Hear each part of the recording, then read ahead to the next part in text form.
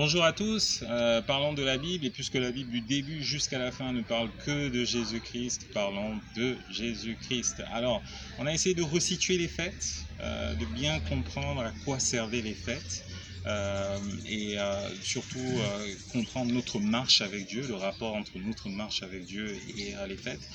C'est des choses sur lesquelles on va revenir très souvent. Dieu lui-même, lorsqu'il est en train d'expliquer quelque chose, prend toujours plusieurs exemples. Il est un père, il est un roi, il est également un époux.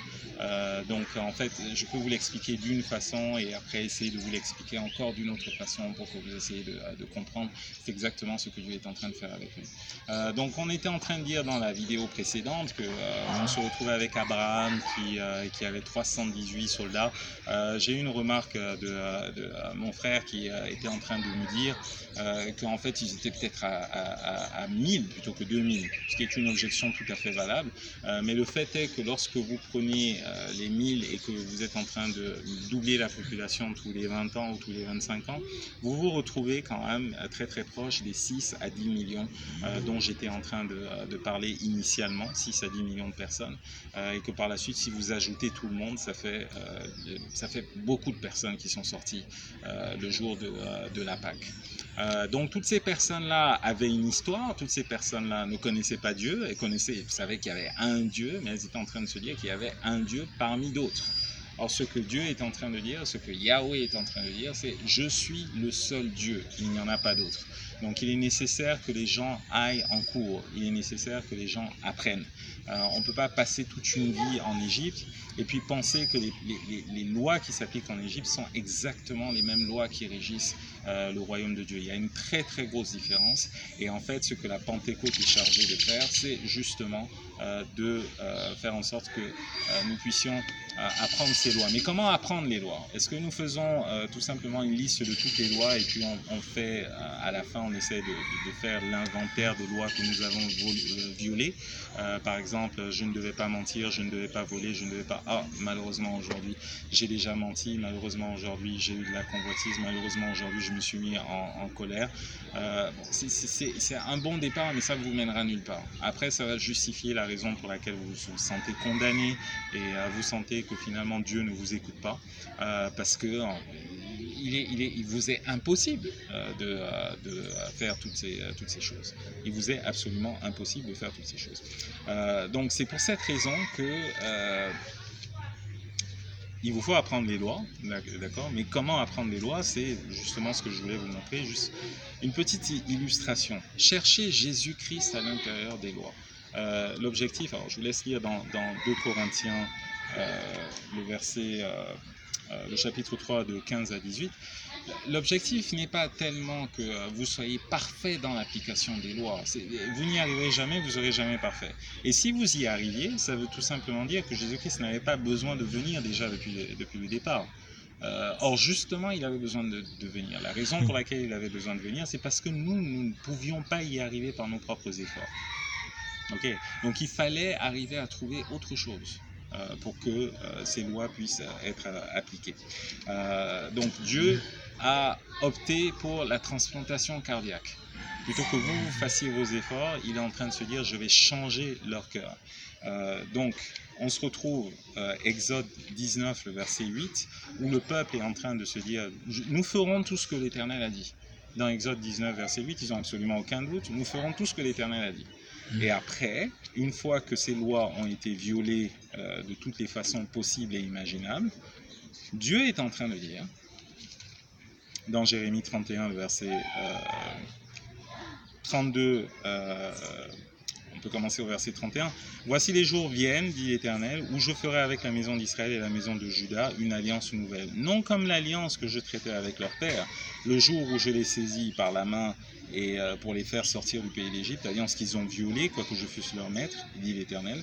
Mais voici l'alliance que je ferai avec la maison d'Israël. Après ces jours-là, dit l'Éternel, je mettrai ma loi au-dedans d'eux, je l'écrirai dans leur cœur, et je serai leur Dieu, et ils seront mon peuple. » Celui-ci n'enseignera plus son prochain, ni celui-là son frère, en disant « Connaissez l'Éternel », car tous me connaîtront, depuis le plus petit jusqu'au plus grand, dit l'Éternel, car je pardonnerai leur iniquité et je ne me souviendrai plus de leurs péchés. Donc c'est ça l'objectif. L'objectif, c'est que Dieu puisse écrire la loi directement dans notre cœur. On est toujours dans le comment ça marche. Il nous faut voir Jésus-Christ dans chacune des lois que nous sommes en train de lire. Il ne s'agit pas à nous tout d'un coup. C'est bien si vous êtes en train de respecter les préceptes qui vous sont donnés, c'est une bonne chose. Je ne suis pas en train de vous dire qu'il ne faut pas le faire. Mais il faut que ce soit écrit dans votre cœur. Et la seule façon dont ça peut être écrit dans votre cœur, c'est en contemplant Jésus-Christ. Et Jésus-Christ est dans la loi. Ça tombe bien, je suis tout le temps en train de le dire, mais c'est la vérité. Jésus-Christ est vraiment dans toute la Bible. Et à partir du moment où vous le voyez, c'est là où le changement est en train de se produire. C'est là où la transplantation cardiaque est en train de se passer. Je vais vous donner un exemple. Justement, on était en train de parler d'alliance, on était en train de voir un peu comment l'alliance allait fonctionner. Je voulais vous lire Deutéronome 23, le verset 21 au verset 23. Si tu fais un vœu à l'Éternel ton Dieu, tu ne tarderas point à l'accomplir, car l'Éternel ton Dieu t'en demanderait compte et tu te chargerais d'un péché. Si tu t'abstiens de faire un vœu, tu ne commettras pas un péché, mais tu observeras et tu accompliras ce qui sortira de tes lèvres. Par conséquent, les vœux que tu feras volontairement à l'Éternel ton Dieu que ta bouche aura prononcé. On va lire une version un tout petit peu plus détaillée dans Nombre 30, du verset 7 à 9. Lorsqu'elle sera mariée, donc on est en train de parler d'une femme, lorsqu'elle sera mariée, après avoir fait des vœux ou s'être liée par une parole échappée de ses lèvres et que son mari en aura connaissance, s'il garde le silence envers elle le jour où il en a connaissance, ses vœux seront valables et les engagements par lesquels elle se sera liée seront valables. Mais si son mari la désapprouve le jour où il en a connaissance, il annulera le vœu qu'elle a fait et la parole échappée de ses lèvres par laquelle elle s'est liée et l'Éternel lui pardonnera. Donc c'est clair, une femme se marie, elle est en train de faire un vœu, le mari apprend le vœu. Si le jour même il est en train de dire c'est bon, on peut continuer avec le vœu en question, le vœu reste valable. En revanche, s'il est en train de dire non, je ne suis pas d'accord avec le vœu, à ce moment-là, le vœu n'est pas valable. D'accord? On annule le vœu, c'est comme si le vœu n'avait jamais eu lieu. Je vais vous lire le verset 12 à 16. 11 à 16. Lorsqu'une femme dans la maison de son mari fera des vœux, ou se liera par un serment et que son mari en aura connaissance, il garde le silence envers elle et ne la désapprouve pas, tous ses vœux seront valables et tous les engagements par lesquels elle se sera liée seront valables. Mais si son mari les annule le jour où il en a connaissance, tout vœu et tout engagement sorti de ses lèvres n'auront aucune valeur. Son mari les aura annulés et l'Éternel lui pardonnera. Son mari peut ratifier et son mari peut annuler tout vœu, tout serment par lequel elle s'engage à mortifier sa personne. S'il garde de jour en jour le silence envers elle, il ratifie ainsi tous les vœux et tous les engagements par lesquels elle s'est liée. Il les ratifie parce qu'il a gardé le silence envers elle le jour où il en a eu connaissance. Mais s'il les annule après le jour où il en a eu connaissance, il sera coupable du péché de sa femme. Ok, repartons dans Exode 19, verset 8. Exode 19, verset 8. Le peuple tout entier répondit, « Nous ferons tout ce que l'Éternel a dit. » Moïse rapporta les paroles du peuple à l'Éternel.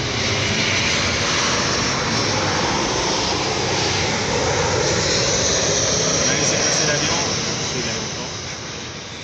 Donc, Moïse qui rapporte les paroles du peuple à l'Éternel. Ok, on est bien d'accord, l'Éternel, chaque fois que vous voyez l'Éternel, généralement c'est Yahweh. D'accord, dans le texte d'origine, c'est en fait Yahweh que vous allez voir. Et que dit Yahweh ici? Il n'est pas en train de dire tu annules le vœu qu'il a fait. Il faut savoir qu'au mont Horeb, au mont Sinaï, ce qui s'est passé, c'est une alliance. Donc à partir du moment où il y a une alliance, il y a un époux et il y a une épouse. L'époux, c'est Yahweh qui est devenu Yeshua. Et l'épouse, c'est le peuple d'Israël. À chaque fois, vous avez toujours, lorsqu'on parle d'Israël, on parle toujours de l'épouse. Comme par exemple dans Jérémie 3.8, on parle de l'épouse et on parle du divorce qui a eu lieu entre Yahweh et Israël. Un sujet très très intéressant que nous aurons l'occasion de voir un tout petit peu plus tard. Et donc à ce moment-là, il n'y a rien que Yahweh est en train de dire. Donc il n'a pas annulé le vœu. À partir du moment où il l'annule plus tard, Et on a vu dans Jérémie 31, de versets 31 à 35, qu'il l'a annulé plus tard. Et il a dit, voilà ce que moi je vais faire. C'est un autre vœu qui est en train de venir. Un autre vœu qui est complètement différent du premier. Donc il est responsable et du coup il doit mourir. Vous comprenez un tout petit peu comment toutes ces choses sont en train de s'articuler.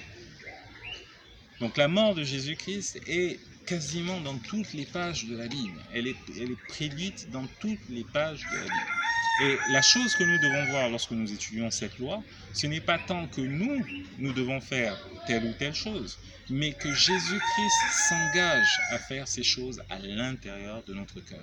Vous voyez que lorsque vous cherchez Jésus-Christ, à ce moment-là, vous êtes en train de vous dire « je peux le faire parce que Jésus-Christ s'est engagé à le faire. Lui est juste et pour cette raison, ce que je suis en train de demander sera fait. » Mais en revanche, lorsque vous y allez avec vos propres efforts, il n'y a aucune chance que ces choses-là puissent marcher. Elles vont marcher un certain temps, d'accord? Vous allez respecter la loi un certain temps, mais sur le long terme, enfin, respecter la loi un certain temps, on est vraiment très très généreux parce que il n'y a pas un seul jour qui existe où vous ne soyez pas en train de briser la loi.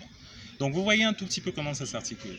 Regardez la loi pour voir Jésus-Christ et lorsque vous voyez Jésus-Christ, sa gloire est en train de se manifester sur vous et vous êtes en train de refléter sa gloire.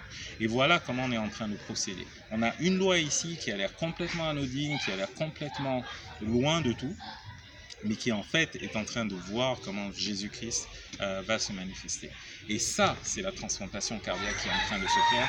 À partir du moment où vous avez confiance dans le travail de Jésus-Christ, vous changez. Okay.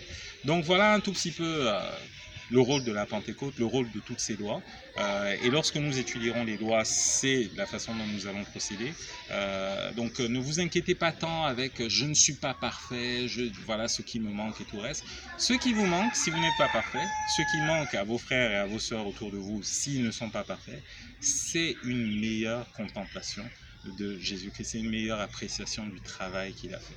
Ce n'est pas de leur dire, voilà, il faudrait changer telle ou telle chose dans votre vie, mais juste arriver à comprendre à quel point l'œuvre de Jésus-Christ est complète. Voilà, ce sera tout pour maintenant. Portez-vous bien. Ciao.